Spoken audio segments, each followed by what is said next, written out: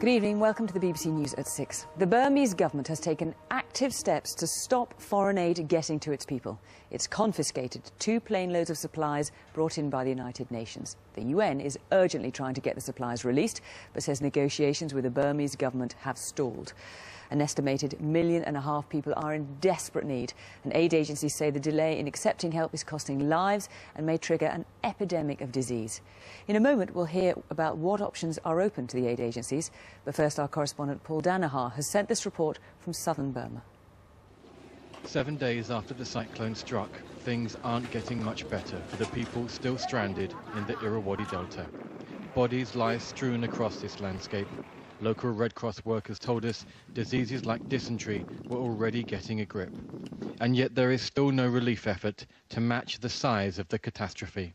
The cyclone caused enormous destruction, tearing apart homes, knocking down bridges and blocking roads. But it doesn't seem to have been the main cause of those tens of thousands of deaths. The tidal surge formed in the wake of the cyclone washed away entire communities. Husbands and wives, mothers and children swept apart in an instant. Now the survivors search for their loved ones, but there aren't enough people to help them. And that's how it may stay. For today, the military leaders told the world they intended to run this rescue effort on their own. Aid was welcome, but the experts with the skills to deliver it were not. We are trying to keep hope alive, working around the clock and to save lives, because every delay is lives potentially lost, and certainly an epidemic right on our doorstep. But you don't have to go that far out of the capital to see that despite their present efforts, the task is just too big for the government to go it alone. The destruction is obvious, and so is the fact that just a few hours from Rangoon, people are not getting the help they need. But for the time being, the discussion on getting in more aid workers seems to be over. The Burmese officials who process the visas have just closed their offices for a 3-day holiday. No such luck for the 1 million or more people locked away in the flooded delta. Paul Danaher, BBC News, southern Burma. So nearly a week on from the cyclone, and with the aid operation largely blocked by Burma's generals, what options are there for the international community? Brian Hanrahan is here. Brian. Fiona, well, frustration is building into outrage among the aid agencies trying to get help into Burma on the scale that's needed. They know there's a grim timetable to every disaster. First, there's the initial death toll, in this case an estimated 100,000 dead. The survivors will be left without food, water or shelter, and the relief workers must try to sustain them. By day 3, they'd hoped to have basic supplies moving and to have created a distribution network. But in Burma, 1 week on from the cyclone, there is still no established relief operation.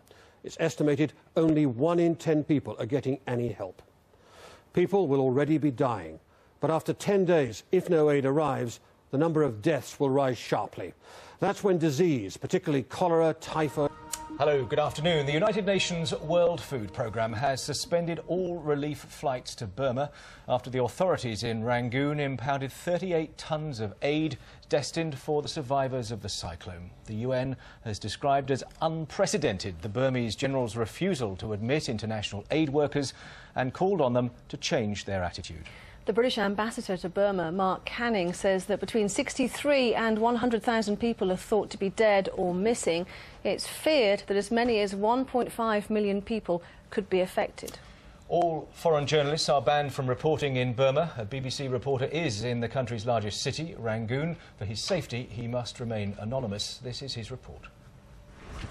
Head south of the capital, Rangoon, and you'll find communities ripped to shreds.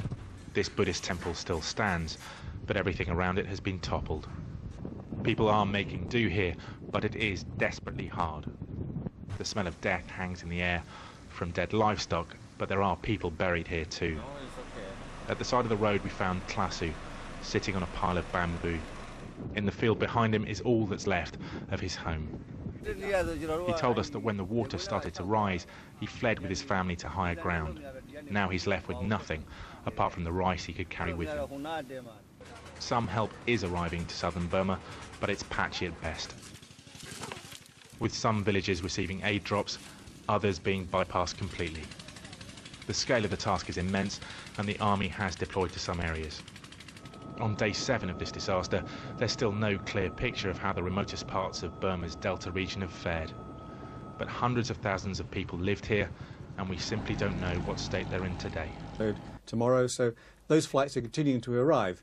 Now, what we've had some difficulty with is exactly what happens to these aid supplies afterwards. I think there's no question of problems with the medical supplies. We are distributing them through the local Ministry of Health in the usual way. These are supplies from the World Health Organization and UNICEF through their medical network, and that's running without problem. The problem arose over what exactly happens to some of the food supplies. Does the military trait control and the World Food Programme have no role, or can we work together to make sure it's delivered in the right way? That's what's being discussed. And John, what are you worried about there? Is it that the military might hoard these supplies? Is it that they're simply incapable of distributing the supplies? What in particular is your worry there? Well, I think it's a combination of all these things. That we have a lot of experience. The World Food Programme has unparalleled experience in how to deliver these things, how to work with local NGOs, the Myanmar Red Cross or whoever it might be, in distributing them. So they want to have a role in that, and they want to see what's happening to it. They want to be able to monitor it, because at the end of the day they have to be accountable to the donors who've given them the money to buy that food and to make sure it's delivered. Now, you know, we can't afford to be too fussy and pernickety at this stage, because the priority is to get that food down there to the people who desperately need it in the Delta. So that's why we're trying to find practical ways forward which, you know, don't actually hold the aid up. And John, put this into some sort of context. How unusual is it to have a natural calamity like this, followed by enormous offers of international aid, but then the bureaucratic gates staying shut? How unusual is that situation?